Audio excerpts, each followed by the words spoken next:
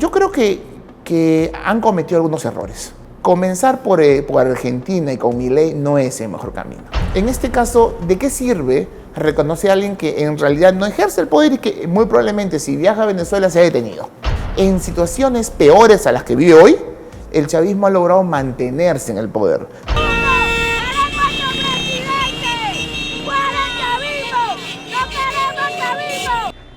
El agitado panorama político en Venezuela deja interrogantes sobre lo que sucederá durante y después de la juramentación de Nicolás Maduro para un tercer mandato el 10 de enero de 2025. Óscar Vidarte, internacionalista y profesor principal de la Pontificia Universidad Católica del Perú, analiza los posibles escenarios claves para el futuro de Venezuela. Yo creo que lo que está buscando la oposición venezolana liderada hoy por Edmundo González Urrutia es lograr un consenso regional y un apoyo regional, es decir, lo que podríamos llamar buscar aislar al régimen de Maduro. Así que hay un consenso regional de apoyo a la oposición, preferiblemente de reconocimiento de González Urrutia como presidente electo de Venezuela, y creo que eso lo hacen para buscar un mecanismo de presión que de alguna manera genere o tenga algún impacto político más tarde en Venezuela. No sé qué tipo de impacto, porque es un impacto político. Yo creo que han cometido algunos errores. Comenzar por Argentina y con Milei no es el mejor camino. Es decir, si el punto de partida de esta gira no podía ser Argentina, Milei genera muchos anticuerpos en la región, por lo que él significa, por su débil compromiso con la democracia. Milei, al igual que Trump, no son personajes que podríamos catalogarlos como democráticos. La intolerancia no es sinónimo de democracia, ¿ok? Y él lo ha demostrado. Entonces, comenzar por Argentina, yo creo que no ha sido el mejor ejemplo.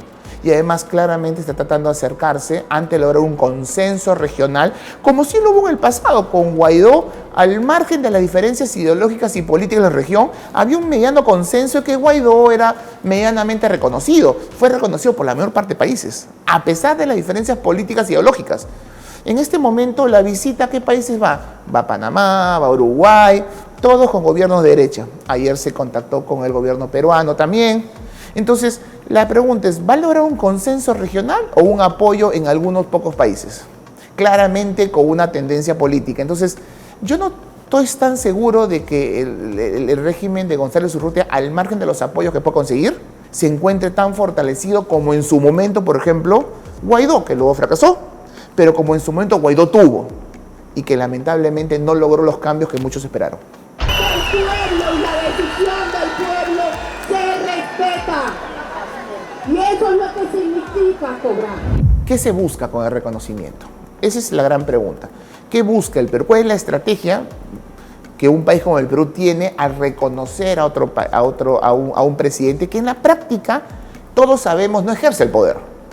Ya lo pasó con Guaidó hace un par de años atrás. Guaidó fue reconocido por muchos presidentes y al final esos mismos países tuvieron que dejar de reconocerlo porque en la práctica nunca ejerció el poder, digamos, ¿ok? Entonces era algo irreal reconocer a alguien que no ejercía el poder. Entonces, en este caso, ¿de qué sirve reconocer a alguien que en realidad no ejerce el poder y que muy probablemente si viaja a Venezuela se ha detenido? ¿De qué sirve, digamos? ¿Qué se busca? ¿Presión contra el régimen venezolano? Perfecto, ¿para qué? ¿Para que el gobierno venezolano deje el poder? ¿Lo va a dejar? En los últimos 20 años no lo ha hecho. En peores circunstancias no lo ha hecho. ¿Por qué lo dejaría ahora, digamos? Entonces, ¿cuál es la estrategia? ¿O es simplemente un comportamiento principista de defender la democracia? Bueno, si fuera principista también hablaríamos algo acerca de lo que sucede en El Salvador, de lo que sucede últimamente en Ecuador, pero no hablamos de eso. Así que no es principista. Es totalmente político. ¿Con qué objetivo, de alguna manera? Y yo la verdad es que tengo la impresión de que si vemos los últimos 20 años de chavismo, el chavismo no ha dejado el poder. En situaciones peores a las que vive hoy, el chavismo ha logrado mantenerse en el poder, con hiperinflación, con protestas, tiene controlado todo el aparato estatal. La pregunta es, ¿va a dejar el poder con alguna presión internacional? No, yo estoy convencido, y aunque esto no suene muy popular, que el único camino, lamentablemente, es una salida negociada. No hay otro camino. Es decir, para los que hablan de intervención militar, ¿quién va a intervenir militarmente? ¿Saben las consecuencias de una intervención militar en un país como Venezuela? Debería ser una opción completamente desechada. La salida es la negociación. Y ahí sí creo yo que los países deben buscar mecanismos de presión contra el gobierno de Maduro para tender a un escenario negociador. Yo no sé si eso es lo que está buscando el gobierno peruano con este reconocimiento de Gonzalo Urrutia como presidente de Venezuela. No estoy tan seguro, porque en la narrativa del gobierno peruano no aparece nunca el componente negociador. Y creo que ese es un aspecto central. La presión es importante, sí, pero siempre con el objetivo de buscar alguna salida negociada, que es la única manera de sacar a Venezuela de la situación que se encuentra. Y eso es bien difícil. Es bien, pero es bien difícil porque además tienes y necesitas países que sirvan para promover el diálogo. Por eso algunas veces no se entiende la actitud de países como Colombia o México, por ejemplo, que parece ser muy serviles al gobierno de Maduro, por lo que buscan es, cuestionándolo de alguna manera, buscan servir al diálogo, porque el diálogo lo tiene que promover alguien. Y en una situación tan fracturada entre oposición y oficialismo, tienen que aparecer países que puedan tender al diálogo y al acercamiento entre las partes, que es el juego de Colombia, por ejemplo, que es un juego poco popular a nivel regional, pero incluso necesario para que alguien lo haga. Entonces yo estoy convencido de que la única manera de sacar Venezuela adelante tiene que ser a través de mecanismos de presión, pero también promoviendo el diálogo y la negociación, que creo que va a ser el único camino que va a permitir que Venezuela salga de la situación que se encuentra. Y se lo juro,